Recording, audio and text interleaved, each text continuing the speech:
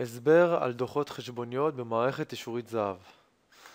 יש להיכנס לדוחות מסמכים חשבוניות, משם ל2, דוח מסמכים חשבוניות קבלה. כאן ניתן לראות בטבלה את כל החשבוניות שהופקו לפי טווח התאריכים. דוגמה השבוע, וניתן לראות את כל החשבוניות שהופקו במערכת. תקלה נפוצה, לקוח טוען שלא קיבל את החשבונית במייל. ניתן להיכנס למספר חשבונית. ראשית ניתן ללחוץ על הדפס מקור כדי לראות את החשבונית עצמה ולהדפיס אותה אם רוצים. כאן זה הדפס מקור.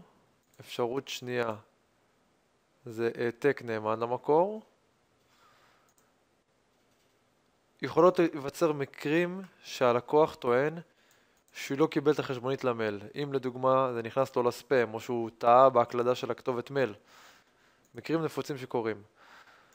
ניתן לרשום מחדש את הכתובת מייל שלו וללחוץ שלח במקור באימייל או העתק באימייל.